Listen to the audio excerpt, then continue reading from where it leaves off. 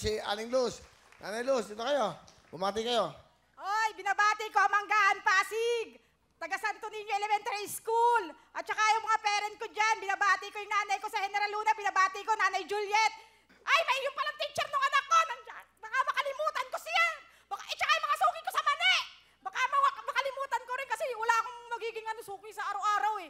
Ay, libre ang mani pag nanalo ko. Yun lang, Kuya Will. Sige. Aling Luz, sino ang kasama pakilala? Pinapakilala ko po sa inyo ang number 1 kong asawa na pinaka-sweet at gustong-gusto lagi ako. Si Rod. Tatay Rod. Hi, Will! Ay. Tatay Rod, ilang taon na po kayo? Ako po ay 72 taong gulang na. Okay, ilang taon ka, Miss Luz? 35 po.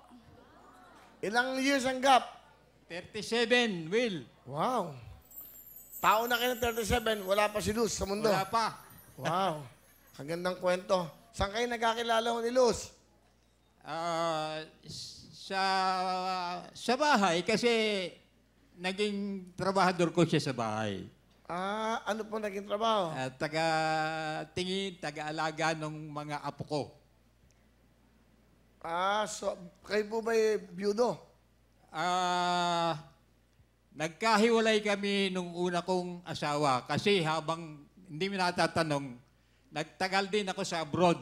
Tapos, nung mga third year pa lang ako, ginawa na ako ng hindi mabuti ng aking asawa. Ilan po bang anak niyo sa kanya? 3. Asa na po ang nanay? Alam ko yung nasa Cavite. Nagkahiwalay po kayo.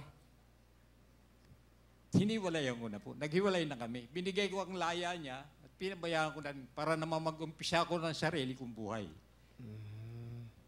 And then nakilala niyo po si Luz. Opo.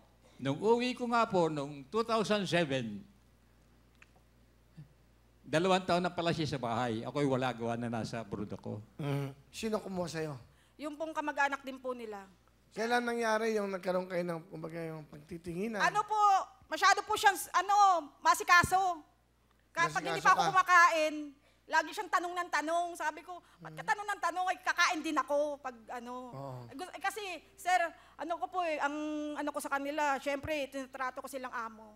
Tama. So, ilang taon to? Ilang taon siya nung panahon na yon? 62? O 62. mga 61 siguro. Kasi 24 pa lang ako nun eh. Lagi kami, Kuya Will, topic ng mga doon. Kasi akala nila, yung parang peperahan lang, Kuya Will. Ay kung peperahan ko lang yan, dapat hiniwalayan ko na kasi wala lang pera yan ngayon eh. Kasi Kuya Will, ay nako, sa lahat ng buhay, magkasama kami sa hirap at ginhawa. Wow. Kuya Will, pagmamalaki ko yan, ako ang pinakasalan yan. Tingnan mo, bagong-bago. Kailan kayo kinasal? May May 29, 2019. So, pinakasalan ka? Yes, sir! Kasi ako lang yung talagang, kung saan dumaan sa buhay niya, ako lang daw yung mahal na mahal niya. Teka muna, nung nagkakahulugan na kayo ng loob, paano mo, ano sinabi sa'yo?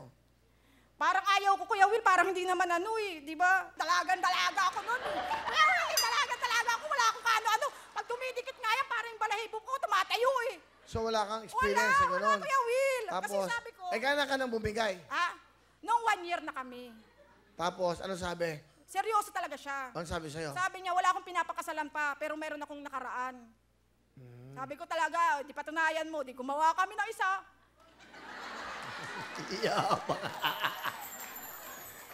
Tatay Rod, ano gusto niyo sabihin sa minamahal niyo at pinakasalan niyong, di ba, kasama sa buhay? Sa iyo, Luz, batin mo na hindi ko kayang ipangako sa iyo ang langit. Pero lahat ng abot ng aking makakaya, lalo sa aking pagkalinga at pagmamahal, pinagkaloob ko sa iyo. At higit sa lahat, hindi lang pagmamahal ko, kundi ang pangalan ko, ikaw lang ang babaeng pinaghandugan ko. Nadadala ko ng aking emosyon. Salamat din sa tiwala at pagmamahal na iyong binigay sa akin at sa pagsisilbi at sa pagbibigay ng higit sa lahat, pag-uumpisa ng aking bagong buhay. Ito ang isang pinakamahalaga na nangyari uli sa buhay ko sa edad kong ito. Sapagkat muli mong ibinigay sa akin ang pag-asa at ang kagandahan ng buhay. Sa lahat ng nakaraang pinagdaanan na lahat sama ng loob, ngayon lang ako bumabawi. Salamat sa pagmamahal na ito. At sa isang anak na ibinigay mo sa akin na siya kong pag-asa sa akin pagtanda. Salamat sa iyo at sa iyong pagmamahal.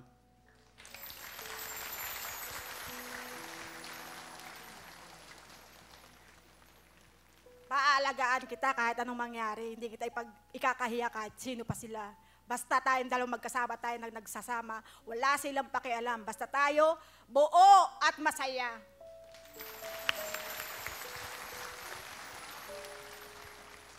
Mahal na mahal ho kayo nito. Di ba sabi niya, hanggat ano man mangyari, aalagaan niya kayo, Rod. Asan isa yung anak? Ito yung anak niyo. Ito po yung anak. Ito yung... Ba? Ganda. Siyempre, Kuya Will, lagi nasa with honor. Hello, ano pakilala? Pakilala mo? Pinapakilala ko po sa inyo ang aking anak na nag-iisa, 10 taong gulang, si Mariam Hi, Rodriguez. Kuya Will. Hi, Mariam. Welcome. Ano gusto mo sabihin kay mama mo? Ma, kahit makulit ako, inaalagaan mo pa rin ako. Mahal na mahal talaga kita. Kahit minsan masungit ka.